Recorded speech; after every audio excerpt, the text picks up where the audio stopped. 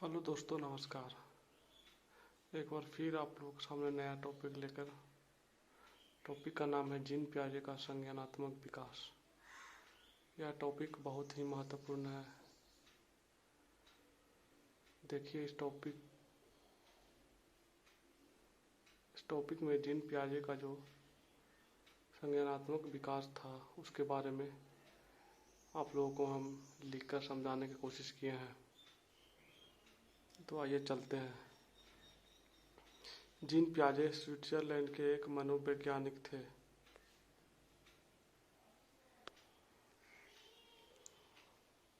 बालकों में बुद्धि और विकास किस प्रकार से होता है, यह जानने के लिए उन्होंने अपनी स्वयं के बच्चों को खोज का विषय बनाया। जीन पियाजे ने इस सब के बारे में जानने के लिए वह अपने खुद के बच्चे पर एक शोध किया। उन्होंने देखा बच्चा जैसे जैसे बड़ा होते गए उनके मानसिक विकास संबंधित क्रिया का वे बड़ी बारीकी से अध्ययन करते रहे। इस अध्ययन के परिणाम स्वरूप उन्होंने जीन पियाजे का प्रतिपादन किया। उन्होंने पियाजे के मानसिक और संज्ञानात्मक विकास के सिद्धांत के नाम से जाना जाता है।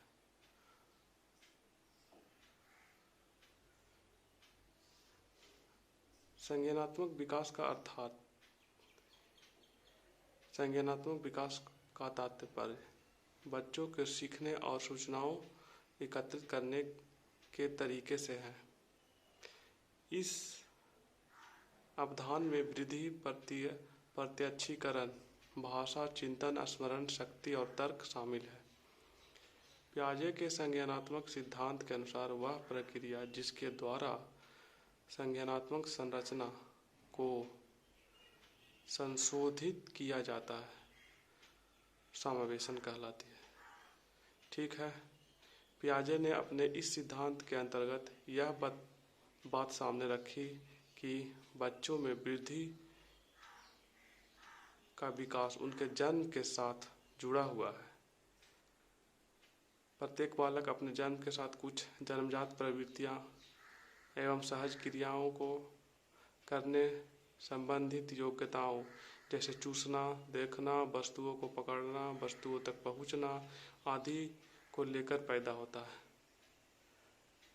अतः जन्म के समय बालक के पास बौद्धिक संरचना के रूप में इस प्रकार की क्रियाएं को करने की क्षमता होती है, परंतु जैसे जैसे वह बड़ा होता है उन बौद्धिक क्रियाओं का दायरा बढ़ता जाता है और वह बुद्धिमान बनता चला जाता है। बच्चों में दुनिया के बारे में समझ विकसित करने की क्षमता पैदा होती जाती है। वातावरण के अनुसार स्वयं को ढालना अनुकूलन कहलाता है। बच्चों में वातावरण के साथ साथ असमंजस स्थापित करने की बेहतर क्षमता होती है। पूर्व ज्ञान के साथ नवीन ज्ञान को जोड़ने की प्रक्रिया को आत्मसातीकरण, इंग्लिश में एसिमुलेशन कहते हैं। जब बालक अपने पुराने स्कीमा अर्थात ज्ञान में परिवर्तन करना प्रारंभ कर देता है तो वह प्रक्रिया समायोजन अर्थात एडजस्टमेंट कहलाती है। पियाजे के संज्ञानात्मक विकास के सिद्धांत के अनुसार हमारे विचार और तर्क अनुकूलन के भाग हैं। संज्ञानात्मक विकास एक निश्चित अवस्थाओं का क्रम होता है। संवेदी, प्रेरक अवस्था, अनुकरण, स्मृति एवं मानसिक निरूपण पर आधारित होती है। अब देखिए, जीन पियाजे के संज्ञानात्मक विकास के 4 अवस्थाओं में विभाजित किया है। वह चार अवस्थाएं कौन कौन है उसको देखेंगे और समझेंगे। पहला है इंद्र जनित गामक अवस्था, या उसको हम लोग संवेदी पेशी अवस्था भी कहते हैं। यह अवस्था जन्म से 2 वर्ष तक चलती है। अवस्था में क्या क्या होते हैं तो देखिए, पहला पॉइंट है मानसिक क्रियाएं इंद्रजनित गामक क्रियाओं के रूप में ही संपन्न होता है। दूसरा, भूख लगने की स्थिति में बालक रोकर व्यक्त करता है। इस अवस्था में बालक आँख, कान, नाक से सोचता है। जिन वस्तुओं को वो प्रत्यक्ष देखता है उनके लिए उसी का अस्तित्व होता है। इस आयु में बालक की इस आयु में बालक की बुद्धि उनके कार्यों के द्वारा व्यक्त होती है। उदाहरण के लिए चादर पर बैठे शिशु चादर पर थोड़ी दूर स्थित खिलौने को प्राप्त करने के लिए चादर को खींचकर खिलौना प्राप्त कर लेता है। इस तरह से यह अवस्था अनुकरण, स्मृति और मानसिक निरूपण से संबंधित है। ये था हमारा पहला अवस्था जीन पियाजे का, जो जन्म से 2 वर्ष तक बालकों में घटित होती है। अब दूसरा जैसे देखते हैं पूर्व संज्ञानात्मक अवस्था, जो 2 वर्ष से लेकर के 7 वर्ष तक चलती है। ठीक है। पूर्व संज्ञानात्मक अवस्था को 2 भागों में बांटा गया है। पहला हो गया, ये है प्रसंप्रत्यात्मक अवधि, जो कि बच्चों में 2 से 4 वर्ष तक होती है। दूसरा है अंतर्दर्शी अवधि, जो 4 से 7 वर्ष तक होती है। एक एक करके दोनों को समझेंगे। ए में प्रसंप्रत्यात्मक अवधि, यह अवधि लगभग 2 से 4 वर्ष तक मानी जाती है। इस अवधि में बालक वस्तु सामने उपस्थित न होने पर भी उसकी मानसिक छवि पूर्ण बना लेता है। मतलब जो बालक के सामने कोई वस्तु नहीं है, लेकिन वह अपने मन में ही सोच लेता है। भाषा का विस्तृत प्रयोग एवं आभासी क्रियाएं बच्चों में सांकेतिक विचार के विकास को दिखाती है। जैसे मोबाइल को गाड़ी समझकर चलाना। ठीक है। दूसरा है अंतर्दर्शी अवधि। यह अवधि लगभग 4 से 7 वर्ष तक मानी जाती है। इस अवधि में बच्चे में प्रारंभिक तर्क शक्ति आ जाती है। पियाजे ने इस अंतर्दर्शी अवधि इसलिए कहा है क्योंकि बच्चा इस अवधि में अपने ज्ञान व समझ के बारे में पूर्णता जताते हैं, परंतु कहाँ और कैसे प्रयोग करना है इसके बारे में वह अभिज्ञ रहते हैं। कुछ अमूर्त संप्रत्यात होते हैं इसमें, जैसे में अच्छाई बुराई का निर्माण होने लगता है। इस प्रकार से हमने दूसरा पूर्व संज्ञानात्मक अवस्था को देखा, समझा।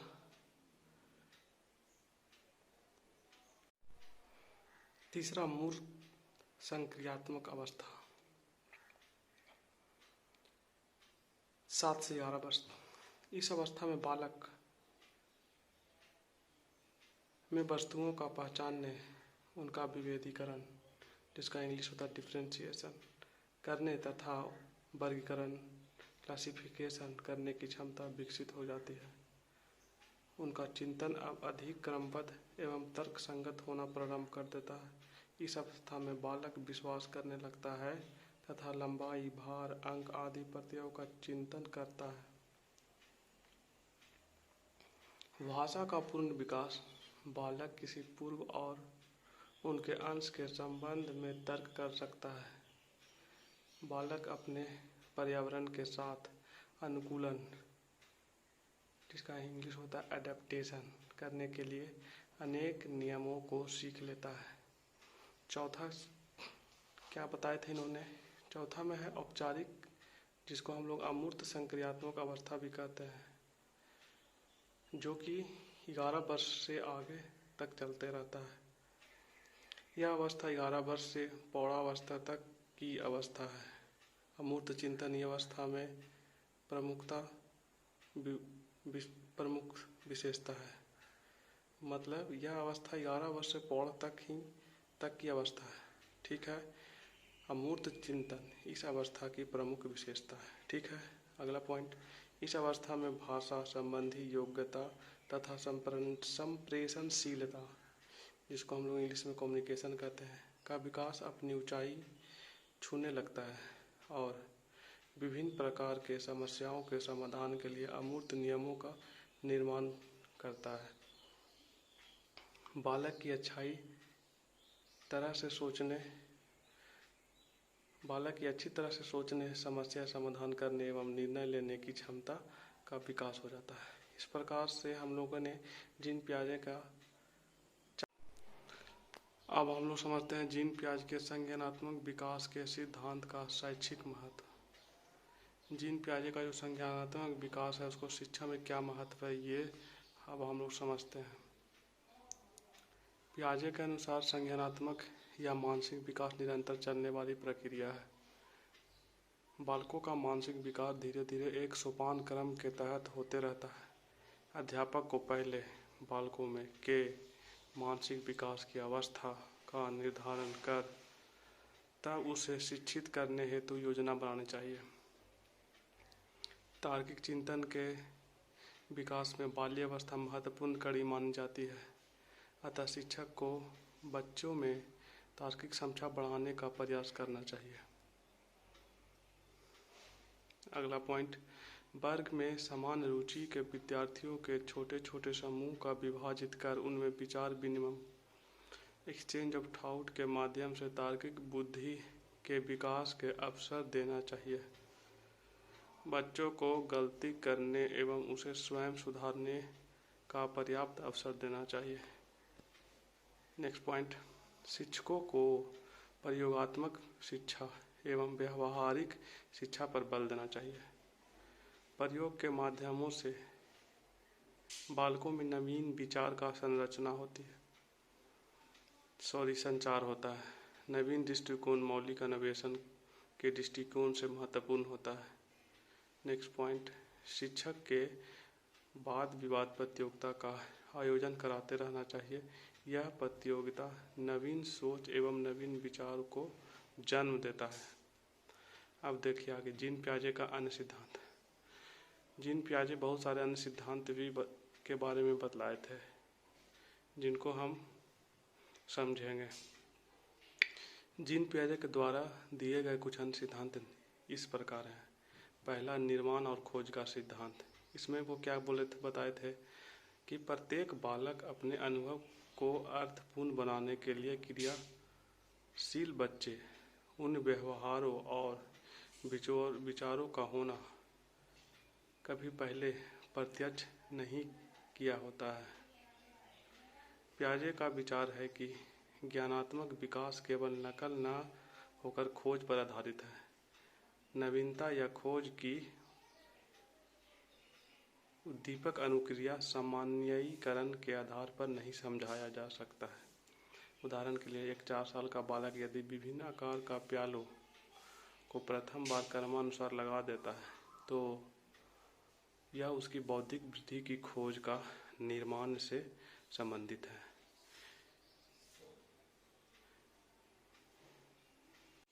कार्य क्रिया का अर्जन।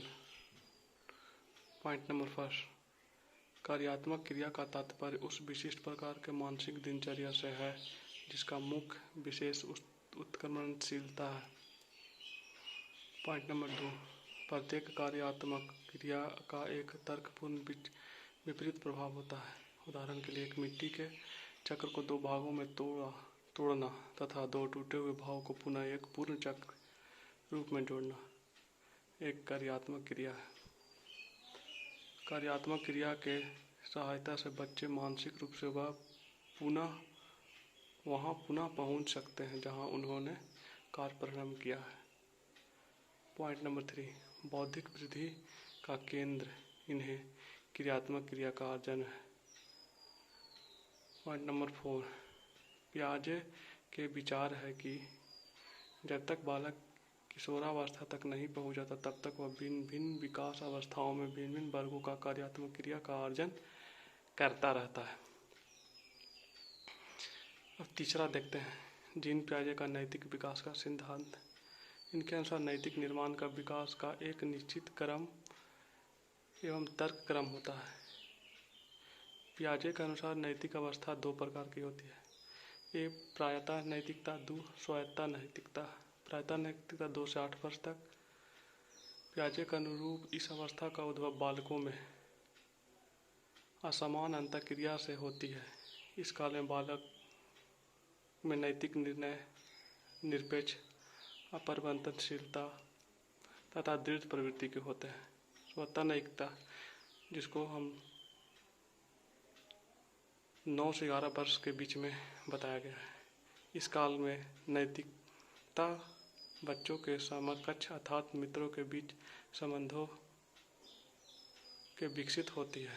अपने मित्र के संबंधों के द्वारा न्याय एक ऐसी दर्शन उभरता है जिसे दूसरों के अधिकारों का संदर्भ में चिंता एवं पारस्परिक का भाव दिखता है।